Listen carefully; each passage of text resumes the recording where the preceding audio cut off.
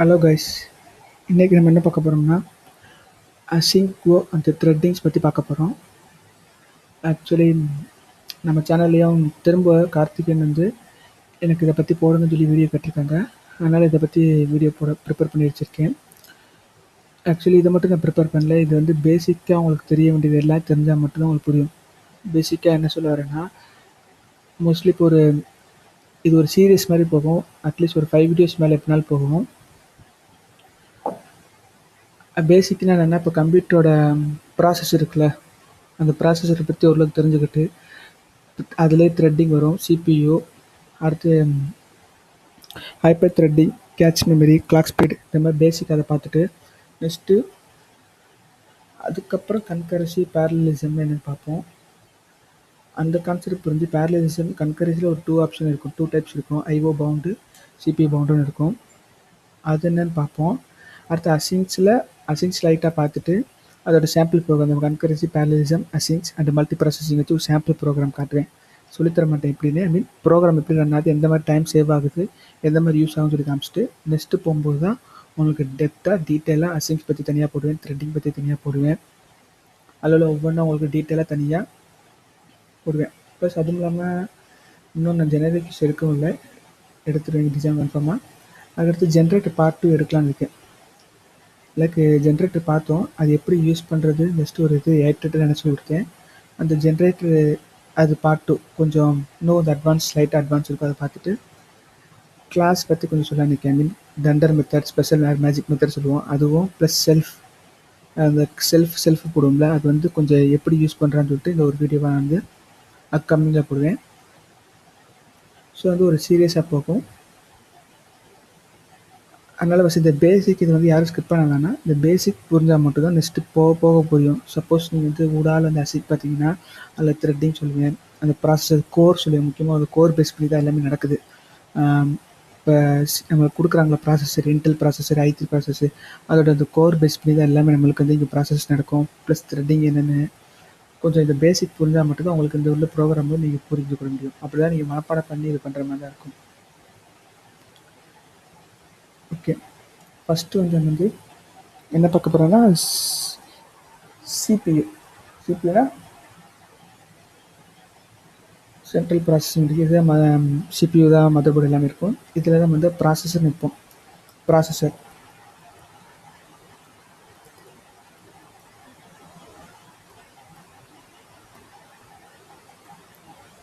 இப்போ i3, i5, i7 ப்ராசஸர்னு சொல்லிட்டு இந்த மாதிரி நிறைய ப்ராசஸர் நம்மளுக்கு போகும். அந்த ஒவ்வொரு ப்ராசஸும் அவங்க சொல்கிற அந்த கோரை பொறுத்தா இருக்கும். எப்படி சொல்லுவாங்கன்னா, இப்போ வந்து இப்போ i3 எக்ஸாம்பிளுக்கு எடுத்துக்கும் பார்த்தீங்கன்னா, இதில் வந்து டூயல் கோர் இருக்குதுன்னு சொல்லுவாங்க. இது அட்வான்ஸ் வந்து i3 வந்து குவாட் கோர் சொல்லுவாங்க. டூயல் கோர்னால் 2 சிபியு தான் இருக்கும். குவாட் கோர்னால் 4 இது இருக்கும். ப்ளஸ் த்ரெட்டிங்கை பற்றி சொல்லுவாங்க, ப்ளஸ் 2 த்ரெட்டு. இப்போ நீங்கள் இந்த த்ரெட்டுக்கும் நம்ம படிக்க போகிற த்ரெட்டுக்கும் கன்ஃபியூஷன் ஆகாதீங்க. இந்த த்ரெட்டு என்னென்னு நான் சொல்கிறேன். இங்கே வந்து 4 த்ரெட்டு சொல்லுவாங்க. ஏன் இங்கேடா 4 த்ரெட்டுன்னு வந்துச்சு பார்த்தீங்கன்னா, இது வந்து ஹைப்பர் த்ரெட்டிங் மூலமாக நம்மளுக்கு வருது. அந்த ஹைப்பர் த்ரெட்டு அது யூஸ் பண்ணுறதுனால நம்மளுக்கு வந்து இங்கே வந்து எக்ஸ்ட்ராவாக த்ரெட்டு கிடைக்கும். எக்ஸாம்பிள் ஜஸ்ட் இந்த ப்ராசஸ்னால் என்ன சொல்லியிருக்கேன், நான் வந்து இந்த மாதிரி ஒவ்வொரு இதில் கொடுத்துருப்பேன். இப்போ என்னோட சிபியூவில் நீங்கள் பார்த்தீங்கன்னா உங்களுக்கு தெரியும்.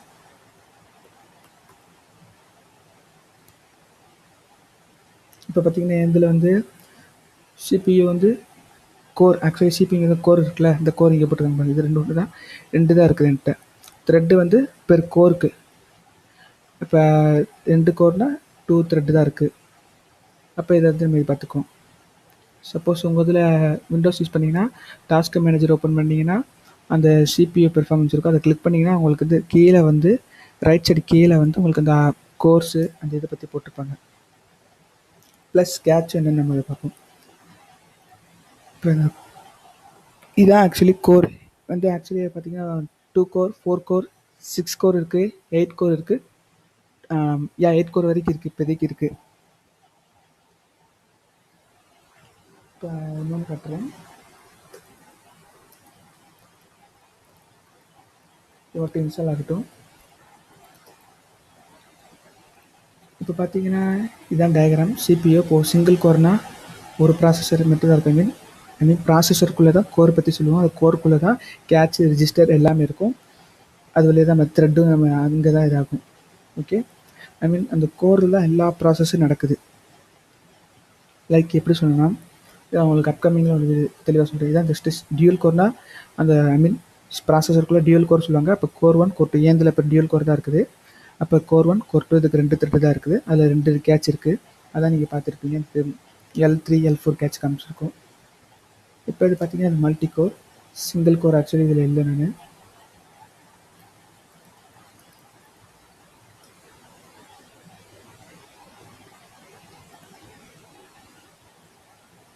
நான் சிங்கிள் கோர்னு ஒயர் வருது. ஓகே, நான் இந்த இதை வச்சு பேஸ் பண்ணி சொல்கிறேன். இப்போ கோர்ன த்ரெட்டு நீங்கள் சொன்னீங்களே, dual core dual thread. Quad கோர்னால் 4 த்ரெட் இருக்குது. அதே மாதிரி குவாட் கோர்னால் 4, இங்கே 4 த்ரெட்டு இருக்கும். ப்ளஸ் அதுவும் இல்லாமல் இங்கே வந்து 8 த்ரெட்டும் இருக்குது. 4R. இது வந்து கொஞ்சம் அட்வான்ஸ் i3 ப்ராசஸரில் இருக்கும். அது ஒவ்வொரு இதை பேஸ் பண்ணி வச்சுருக்கேன். இன்டெல் ஒரு இது. இப்போ கோர்னா லம்பர் ஜாக் பார்த்துக்கோங்க. லம்பர் ஜாக்னா மரம் வெட்டுறவங்க, அவர் தான் கோர்னு வச்சுக்கோங்க. நம்மகிட்ட வந்து ஆக்சுவலி என் சிபி வச்சு நான் கம்பேர் பண்ணி சொல்கிறேன். என் இதில் வந்து 2 மரம் வெட்டுறவங்க இருக்காங்க. அந்த த்ரெட்னா அந்த ஹெல்ப் பண்ணுறவங்க என்ன ஹெல்ப் பண்ணுறாங்கன்னா, அந்த மரத்தை வந்து எடுத்து கொடுப்பாங்கள்ல, அதை ஹெல்ப் பண்ணுறவங்க. நம்ம ப்ராசஸில் இங்கே பார்க்கும்போது என்னென்ன டாஸ்க் எடுக்க போகிறோம் அதை பற்றி சொல்கிறது தான் அந்த ஹெல்ப் பண்ணுறவங்க. இப்போ ஏந்தில் வந்து ஒரு கோருக்கு ஒரு த்ரெட்டு தான் இருக்குது. ஐ மீன் ஒரு லம்பர் ஜாக்கு, ஒரு மரம் வெட்டுறவருக்கு ஒரு ஆளுகளாக ஹெல்ப்பாளியாக இருக்காங்க, உதவியாளராக இருக்காங்க. இன்னொரு மரம் வெட்டுறவருக்கு இன்னொரு உதவியாளர் மட்டும் தான் இருக்காங்க. இப்போ இதுக்கு பார்த்தீங்கன்னா i3 இன்னொன்று வந்து 4 மரம் வெட்டுறவங்க இருக்காங்க. அவங்களுக்கு வந்து 4 உதவியாளர் இருக்காங்க. சப்போஸ் 8 இருந்துச்சுன்னா 8 உதவியாளர். அப்போ ஒரு ஆளுக்கு 2 உதவியாளர். அப்போ வந்து ஈஸியாக வந்து வேலையை கொடுக்க கூட அவர் டக்குன்னு வெட்டிகிட்டே இருப்பார். இதில் என்னென்னா, இப்போ நம்ம ப்ராசஸை பொறுத்து இருக்குது. இப்போ வந்து மரம் துண்டு பெருசாக இருந்துச்சுன்னா வெட்ட கொஞ்சம் டைம் ஆகும். இதே சிறுசாக இருந்துச்சுன்னா டக்கு டக்கு வேலையை முடிச்சுடுவாங்க. இப்போ மரத்துண்டு பெருசாக்கும் அதை வெட்டிக்கிட்டே லேட் ஆகிட்டே இருக்குமா, அப்போ வந்து உதவியாளர்கள் அடுத்தடுத்து கொண்டு வந்துக்கிட்டே இருப்பாங்க. அப்போ கொண்டு வந்துக்கிட்டே இருக்கும்போது அவர் அதை முடித்தாதான் இந்த அடுத்த உதவியாளர் கொண்டு அந்த மரத்துண்டை கொடுத்து வெட்ட முடியும். சேம் தான் கோர் என்ன பண்ணணும்னா, இப்போ வந்து ஒரு ப்ராசஸர் இப்போ சப்ளைம் இதுன்னா ஓப்பன் பண்ணிட்டாங்க, இது ஓப்பன் ஆகும். இதுக்கப்புறம் சம் ஆஃப் த ப்ராசஸ் இருக்கும்ல, நடக்கும்ல. நீங்கள் பார்த்துருக்கீங்க, முக்கால்வாசி சிஸ்டம் ஹேங் ஆகிறது ஃபுல் இந்த மாதிரி தான். ஒரு ப்ராசஸ் ஓடிட்டு இருக்கு, பெரிய ப்ராசஸ் ஓடிட்டு இருக்கும்போது இன்னொன்று ஒரு ப்ராசஸை வெயிட் பண்ணிகிட்டே இருக்கும்போது இன்னும் கொஞ்சம் அந்த சிஸ்டம் வந்து ஹேங் ஆகிடுது. ஐ மீன் அந்த ப்ராசஸ் ஓடிட்டு இருக்குது, நிறையா ப்ராசஸ் வந்து க்யூவில் நிற்கிது.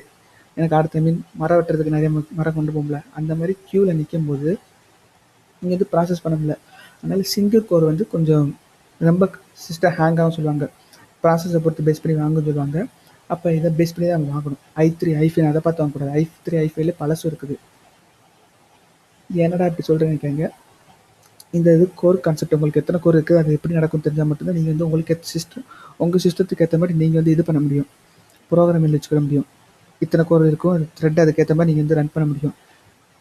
இப்போ டியூல் கோர் 2 த்ரெட். இப்போ ஒரு கோருக்கு ஒரு த்ரெட்டு தான் இருக்கும். இங்கே பார்த்தீங்கன்னா உங்களுக்கு தெரியும் இமேஜ். இப்போ பார்த்தீங்கன்னா இதில் வந்து குவாட் கோர் ப்ராசஸரை 1 2 3 கோர் இருக்குது. 4 கோர் இருக்குது. 4 கோருக்கு 4 த்ரெட்டு தான் இருக்குது. த்ரெட்டுனா இதுதான் ஆக்சுவலி.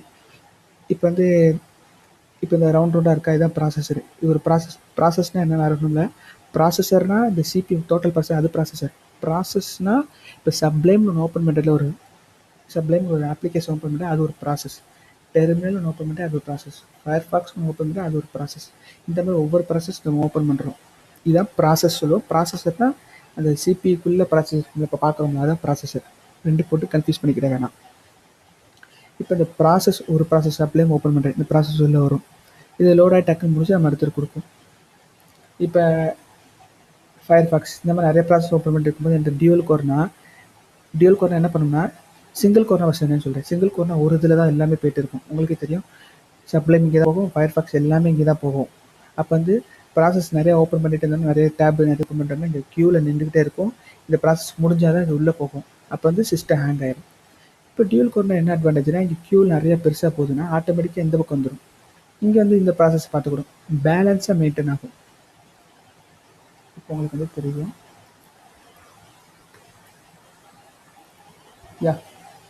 இதான் ஆக்சுவலி இந்த 2 ப்ராசஸ் சொன்னேன்ல, இதுதான் first CPU, first core, second core. இது வந்து மெமரி ரேமு, இது ஸ்வாப் மெமரி லினக்ஸ்க்கு இருக்குது. இப்போதைக்கு த்ரெட்டு மட்டும் 435 த்ரெட்டு, 34 த்ரெட்டு ரன் ஆகிட்டுருக்கு. 2 ரன்னிங்னா என்னோட கோர் 2 எத்தனை 1 ரன் ஆகுதா 2 ரன் ஆகுதா சொல்லும். 2 மோஸ்ட்லி 1 2 ரன் ஆகிட்டு இருக்கும். இப்போ பார்த்தீங்கன்னா இதுதான் தெரியும். இப்போ பார்த்தீங்கன்னா 2 ஓடிக்கிட்டே இருக்குது, பேலன்ஸாக இருக்கும். ஒன்று கொஞ்சம் இதாக இருந்துச்சுன்னா கூட இன்னொன்று அதுக்கேற்ற மாதிரி ஒர்க் கொடுத்து இது பண்ணும்.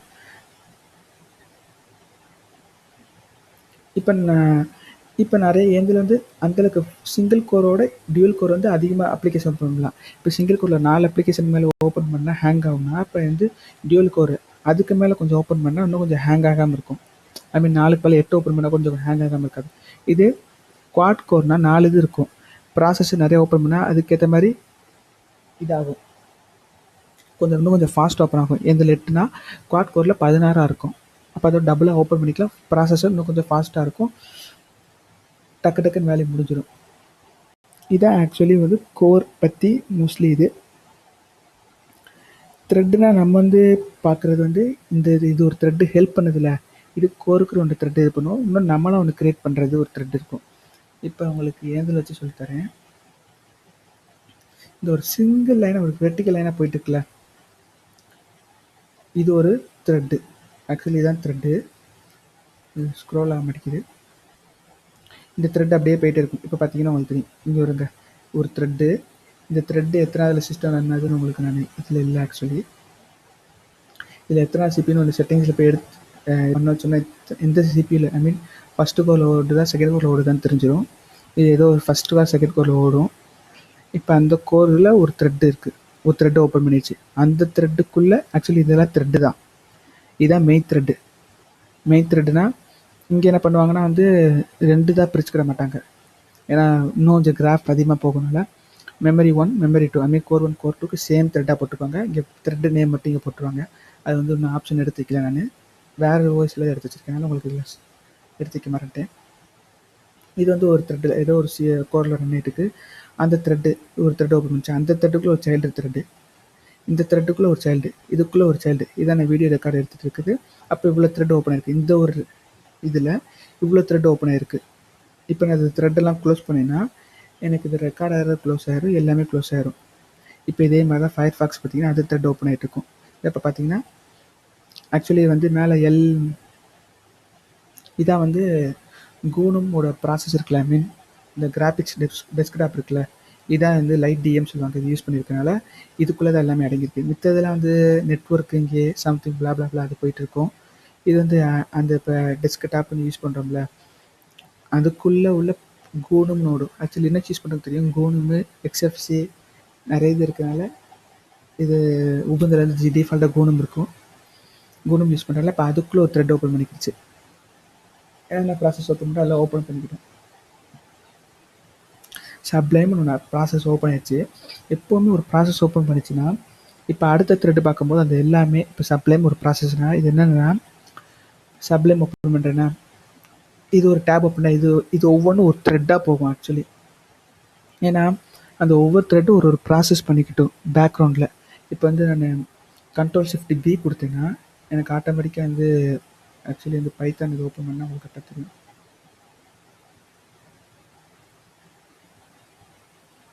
இப்போ Ctrl+Shift+B கொடுத்தேன்னா எனக்கு வந்து ஓப்பன் ஆகுதா, இது வந்து பேக்ரவுண்டில் த்ரெட்டு ஓடிக்கிட்டே இருக்குது. சப்போஸ் நான் வந்து த்ரெட்டை க்ளோஸ் பண்ணிட்டேன்னா ஏதாச்சும் இந்த த்ரெட்டு ப்ளகின்ஸ் சம்திங் ஒன்று இதுக்கு எதுக்குரியன்னு சரியாக தெரில, இது ஏதாச்சும் க்ளோஸ் பண்ணிட்டேன்னா அதுக்கு த்ரெட்டு க்ளோஸ் ஆகிடும். இப்போ உங்களுக்கு இதை க்ளோஸ் பண்ணி காட்டுறேன். F9 கில்லு கொடுத்தா கில்லில் ஆயிரும், என்ட்ரு கொடுத்துட்டா இப்போ எனக்கு சப்ளைம் க்ளோஸ் ஆயிடுச்சு. அப்போ இந்த த்ரெட்டை க்ளோஸ் பண்ணிட்டா இங்கே த்ரெட்டு கம்மியாகும். ஆக்சுவலி இப்படி தான் பேசிக். இது ஒரு த்ரெட்டு பேக்ரவுண்டில் ஓடிக்கிட்டே இருக்குது, இன்னும் க்ளோஸ் ஆச்சு அதுவும். அப்போ இப்படி தான் ஒரு ப்ராசஸ் ஓப்பன் பண்ணால் அந்த ப்ராசஸ் வந்து மெயின் த்ரெட்டு ஐ மீன் கோர் 1 கோர் 2 நம்ம எத்தனை கோர் இருக்கோ அந்த த்ரெட்டு கீழே ஒரு ப்ராசஸ் சப்ளைன்னு ஓப்பன் ஆகும். அந்த சப்ளை மற்ற த்ரெட் இருக்கும், அந்த ஒவ்வொரு த்ரெட்டும் ஒவ்வொரு ஒர்க்கு பண்ணும். அது வந்து நீங்கள் பார்க்கும்போது உங்களுக்கு புரியும். எப்படி சொல்கிறேன்னா, ஃபயர்ஃபாக்ஸ் எக்ஸாம்பிள் வச்சுக்கோங்க. ஃபயர்ஃபாக்ஸ் இது ஒரு ப்ராசஸ் ஓப்பனாக ஒரு மெயின் த்ரெட் ஓப்பன் ஆகும். மெயின் த்ரெட்டுக்கு ஒரு மெயின் த்ரெட்டு. இந்த ஒவ்வொரு டேப் ஓப்பன் பண்ணுறல இது ஒவ்வொன்றும் ஒரு த்ரெட் ஓப்பன் ஆகிட்டு இருக்கும். இப்போ வந்து சில ப்ராசஸ் எனக்கு 24 மணி ஓடிக்கிட்டே இருக்கணும். சப்போஸ் இந்த ப்ளஸ் டேப்னு பண்ணால் ஒன்று ஓப்பன் ஆகணும். இது ஒரு த்ரெட்டுன்னு வச்சுக்கோங்களேன். இதை கிளிக் பண்ணால் அது ஓப்பன் ஆகுதுல. ஆக்சுவலி சரியாக சொல்ல தெரியல. சிலது 24 ஹவர்ஸ் பேக்குன்னு ரன் ஆகும்ல. அப்போ அந்த மாதிரி இடத்துல ஒரு த்ரெட்டு கொடுத்துருவாங்க. அந்த த்ரெட் வந்து இது ஃபயர்ஃபாக்ஸ் இந்த ப்ராசஸ் ஓப்பன் பண்ணி அந்த ப்ராசஸ் ஆட்டோமேட்டிக் ஓப்பன் ஆயிரும். ஐ மீன் அந்த த்ரெட் ஆட்டோமேட்டிக்காக கிரியேட் ஆயிரும் இந்த ப்ராசஸ் கீழே. அப்போ வந்து இந்த மாதிரி டிஃபால்ட்டானது வந்து எல்லா ப்ராசஸ்க்கும் இல்லை வச்சுருப்பாங்க. அந்த த்ரெட் அத்தனை இது ஓடிக்கிட்டே இருக்கும். நம்மளுக்குரிய எந்த த்ரெட்டுன்னு கரெக்டாக தெரிஞ்சிச்சுன்னா அதை கூட கரெக்டாக இது பண்ணிக்கலாம். இப்போ பார்த்தீங்கன்னா இந்த ஃபயர்ஃபாக்ஸில் ப்ரைவேட் விண்டோ ஓப்பன் பண்ணிக்கேன். இப்போ உங்களுக்கு பார்த்தீங்கன்னா தெரியும் ஃபயர்ஃபாக்ஸ் ப்ரைவேட் விண்டோ. அதுலேருந்து கண்டென்ட் ப்ராசஸ் இந்த ஒவ்வொரு கண்டென்ட் வச்சுக்கல. ஐ மீன் இந்த ஒவ்வொரு கண்டென்ட் இருக்குல்ல அந்த கண்டென்ட் தான் சொல்லிட்டு ஒவ்வொரு ப்ராசஸ் வச்சுக்கிறது. சைல்டு ஐடி 1, இது கண்டென்ட் ப்ராசஸ் 1, இது 2, 3, மொத்தம் 4 வச்சுருக்கேன்.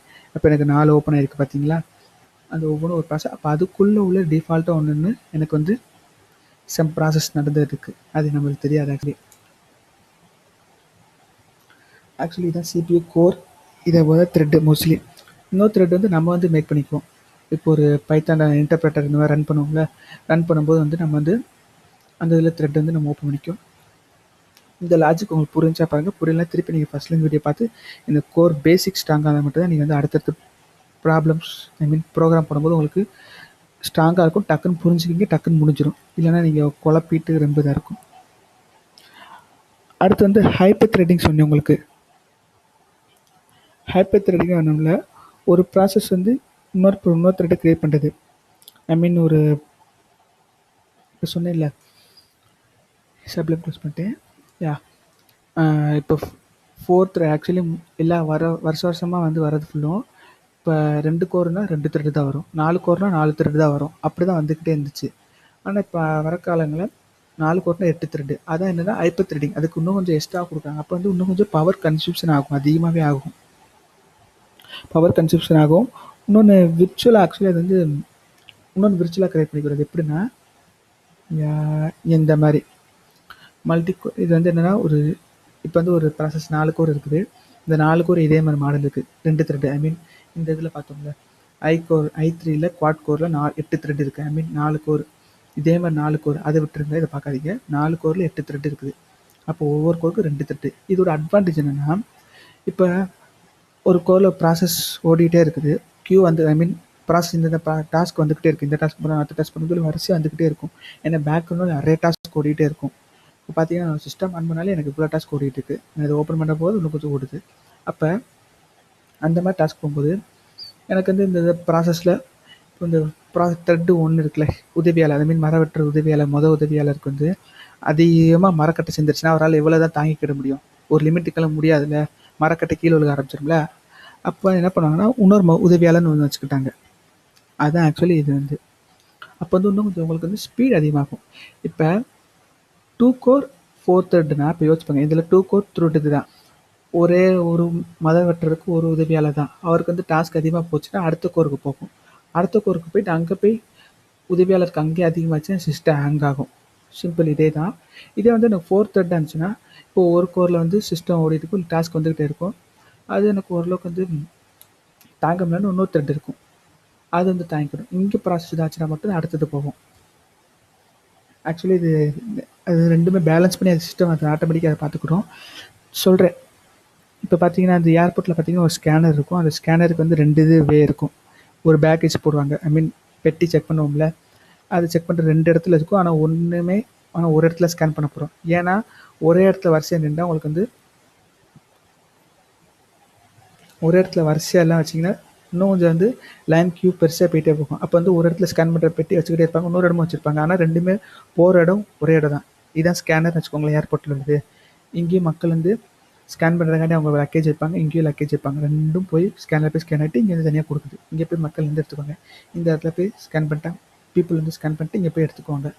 லைக் சேம் இதே மாதிரி தான்.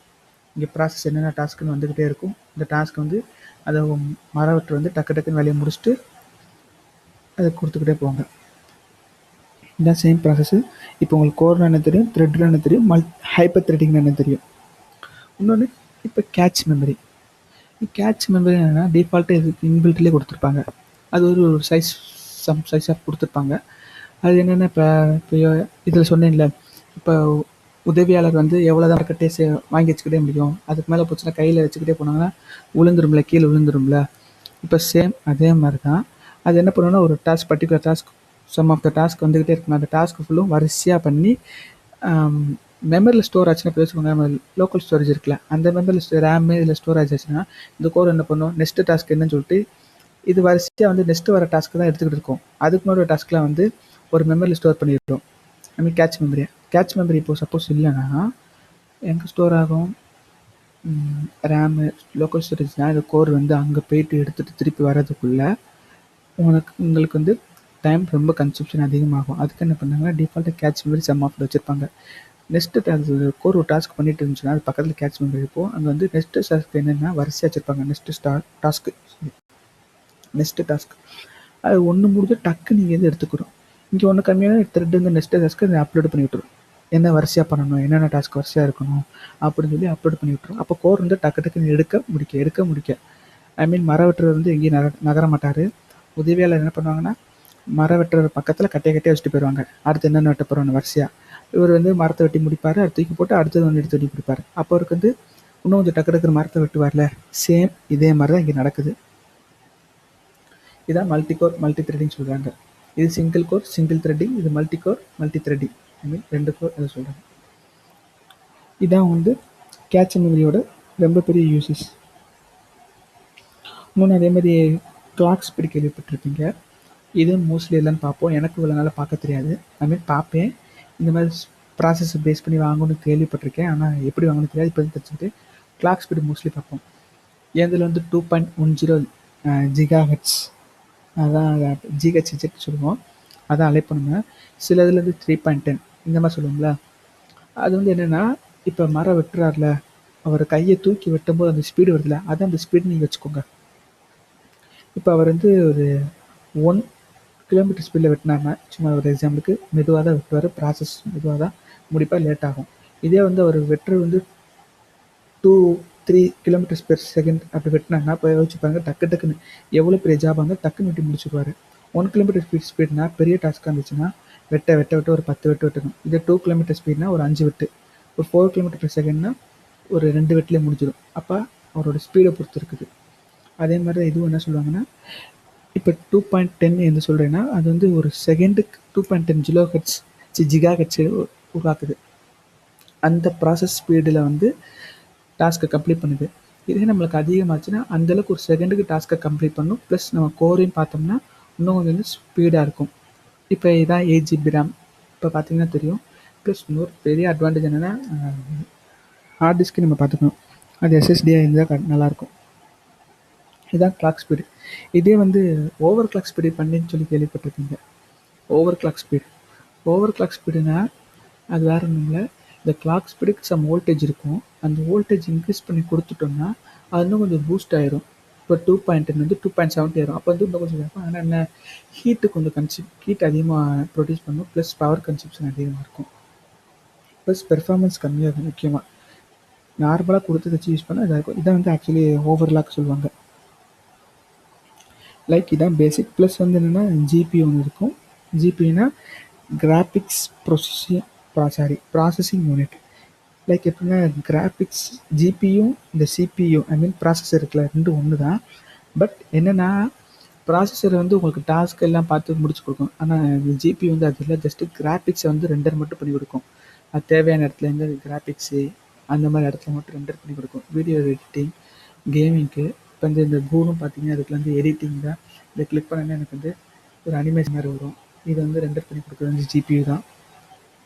ஜிபியிலும் மாதிரி தான் இருக்குது. அதுலேயும் வந்து இல்லை ஜிபி அதிகமாக இருக்குன்னு சொல்லி பார்த்து வாங்கிடக்கூடாது. கொஞ்சம் அதே ப்ராசஸர் இந்த மாதிரி என்னென்ன எப்படி இருக்குன்னு சொல்லி பார்த்து வாங்கினா மட்டும்தான் கொஞ்சம் இதாக இருக்கும். ஆக்சுவலி இதை இப்போ பார்த்தீங்கன்னா அது வந்து 2 சிபியு ஐ மீன் குவாட் கோர் ப்ராசஸர். ஏன்னா இது ஒரு கோரு, இது ஒரு கோரு, இது ஒரு கோரு, 2 கோர், மொத்தம் 4 கோரு. ஒவ்வொரு கோருக்கும் 4 த்ரெட் இருக்குது. 2 த்ரெட் இருக்குது.